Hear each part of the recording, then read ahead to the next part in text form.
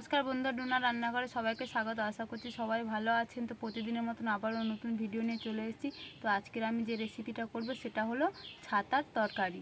মাংসর মতন একদম স্বাদ হবে সেরকম করেই আমি রান্না করব। ভিডিওটা শেষ পর্যন্ত আপনারা দেখবেন।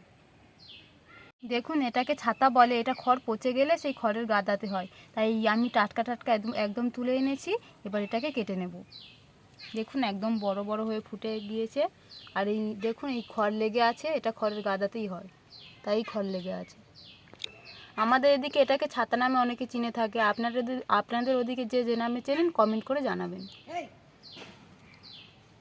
তো দেখুন, আমি বঁটি নিয়ে বসে পড়েছি। এটা কিন্তু কাটতে খুব সময় লাগে না। আমি এবারে বঁটি নিয়ে কেটে নেব। এই খড় লেগে আছে, এই মুখিটা বাদ দিয়ে দেবো। এই দেখুন, পুরো গোড়াটা বাদ দিয়ে দিয়েছি। এবার এইভাবে তখন করে টুকরো করে নেব।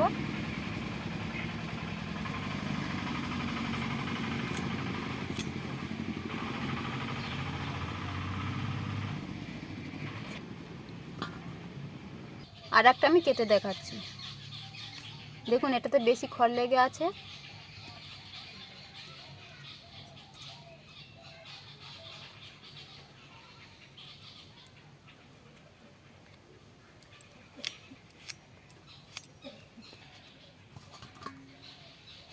পাতাটা কাটা হয়ে গিয়েছে। এবার আমি আলুগুলো কেটে নেব।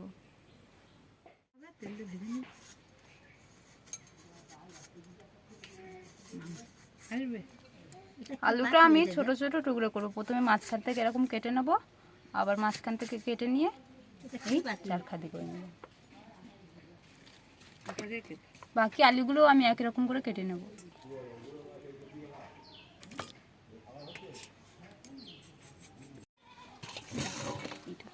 আলুটা কেটে আমি জলে দিয়ে দিয়েছি। এবার ভালো করে ধুয়ে আমি থালার মধ্যে তুলে নেব।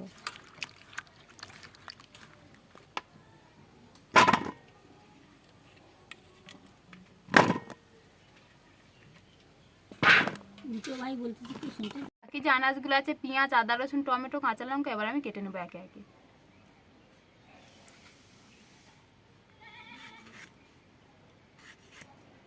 আমি আলু কেটে নিয়েছি, টমেটো কুচিয়ে নিয়েছি, পেঁয়াজ কুচিয়ে নিয়েছি, আর এখানে দেখুন আদা রসুন একসাথে বেটে নিয়েছি, আর কাঁচা লঙ্কা বেটে নিয়েছি। এদিকে আমি ছাতাটা কেটে রেখেছিলাম। এবার আমি জল দিয়ে ভালো করে চটচট করে ধুয়ে নেব।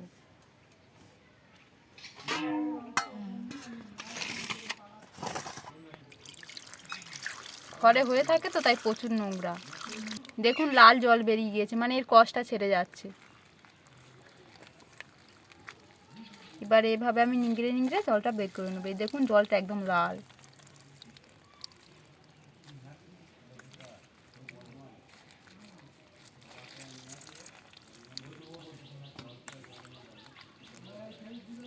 একবার ধুয়ে নিচ্ছি, আর একবার ভালো করে ধুয়ে নেবো পরিষ্কার জল দিয়ে।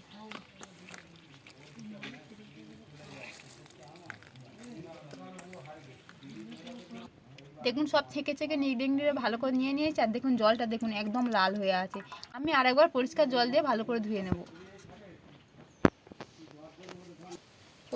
প্রথমে আমি ছাতাটা দিয়ে দিচ্ছি গামলার মধ্যে, দিয়ে এবারে জল দিয়ে দেব। আবার এরকম করে ধুয়ে নেব।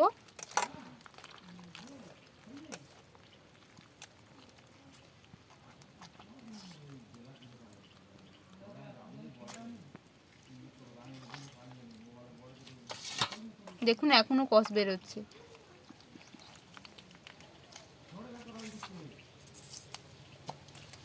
দেখুন পরিষ্কার করে আমি একদম ধুয়ে নিয়েছি। এবার আমি ওদিকে উনানটা জ্বেলে নেব। আমার কড়া গরম হয়ে গেছে। এবার আলু ভাজার জন্য কড়ার মধ্যে আমি তেল দিয়ে দিচ্ছি। প্রথমে আমি আলুটা ভেজে একদম লাল লাল করে তুলে নেব। একদম মাংসের মতন করে ভাজবো। তেলটা হালকা গরম হয়ে গিয়েছে। এবার আমি আলুগুলো ভাজার জন্য তুলে দেবো।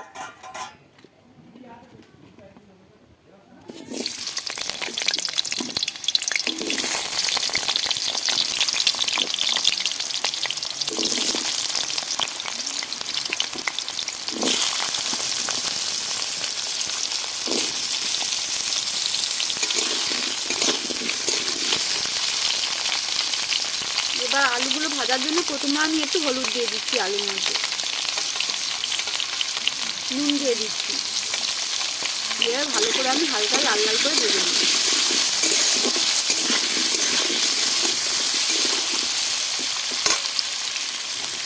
আলুগুলো কিন্তু আমি একদম লাল লাল করে ভেজে নিয়েছি। এবার আমি তুলে নেবো, তেল ঝুড়ি ঝুড়ি তুলে নেবো, কারণ তেলের পরিমাণটা বেশি দিয়েছিলাম তো তাই।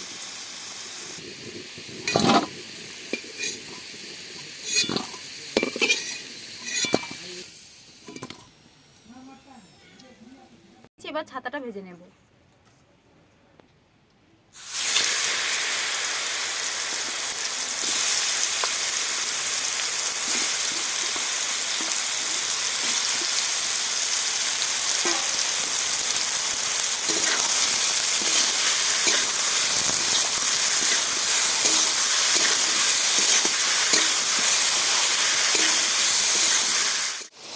দেখুন ছাতাটা আমি তুলে দিয়েছি, আর ছাতা থেকে কতটা জল বেরিয়েছে, মানে ছাতা জলটা আর তেলটা দেখুন সম্পূর্ণ আলাদা হয়ে গিয়েছে। এইভাবে কিছুক্ষণ ভালো করে সেদ্ধ হবে। ছাতাটা আমি হালকা ভাজা ভাজা করে নিই, এবার আমি তুলে নিচ্ছি।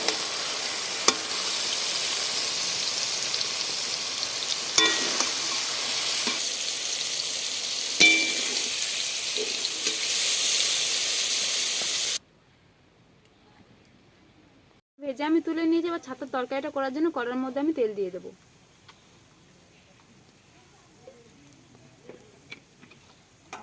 ফোড়নের জন্য দিয়ে দিচ্ছি গোটা গরম মশলা, একটা তেজপাতা। এবার দিয়ে দিচ্ছি পেঁয়াজ কুচি।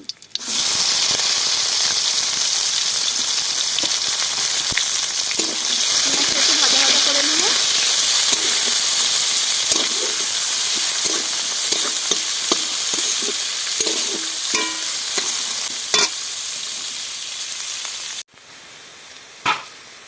পেঁয়াজটা আমি হালকা ভাজা করে নিয়েছি। এবার টমেটো কুচি দিয়ে দিচ্ছি।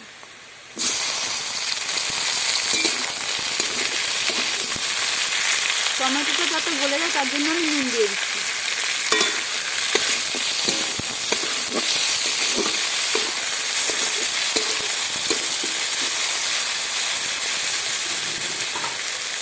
টমেটোটা গলে গিয়েছে। এবার আমি আদা রসুন বাটা আর কাঁচা লঙ্কা বাটা দিয়ে দিচ্ছি।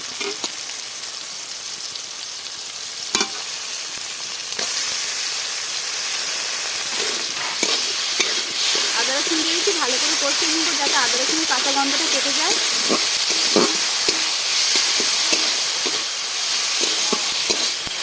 আদা রসুন দিয়ে ভালো করে কষিয়ে নিচ্ছি। এবার দিয়ে দিচ্ছি হলুদ গুঁড়ো, নুন দিয়ে দিচ্ছি পরিমাণ মতন, কাশ্মীরি লঙ্কার গুঁড়ো দিয়ে দিচ্ছি রং হওয়ার জন্য,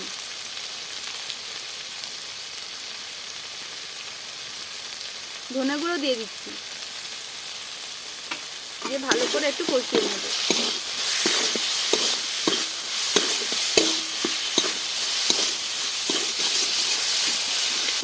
এবার আমি সামান্য জল দিয়ে দিচ্ছি।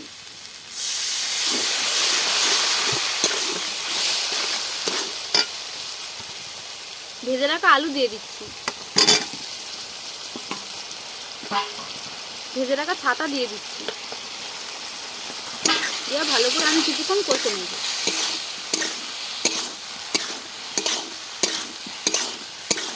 ভালো করে কিছুক্ষণ কষিয়ে নিয়েছি। এবার পরিমাণ মতন জল দিয়ে দিচ্ছি।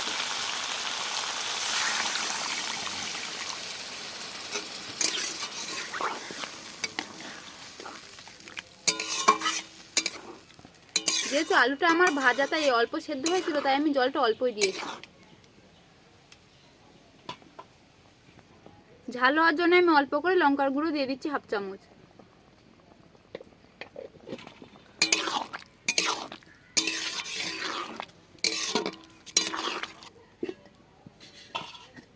এবার কিছুক্ষণ চাপা দিয়ে আমি 15 মিনিটের মতন ফুটিয়ে নেব। আমি কিছুক্ষণ জাল দিয়ে ভালো করে 15 মিনিটের মতন ফুটিয়ে নিয়েছি। এবার আমি খুলে দেখবো কেমন হয়েছে। দেখুন খুব সুন্দর ভাব উঠছে, আর তরকারিটার কালারটাও খুব সুন্দর এসেছে। এবার আমি দেখবো আলুটা সেদ্ধ হয়েছে কিনা।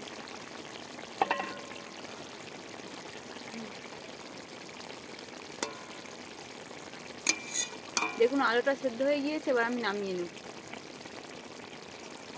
তরকারিটা আমার হয়ে গিয়েছে, এবার আমি গরম মশলা ছড়িয়ে দিয়ে নামিয়ে নেব।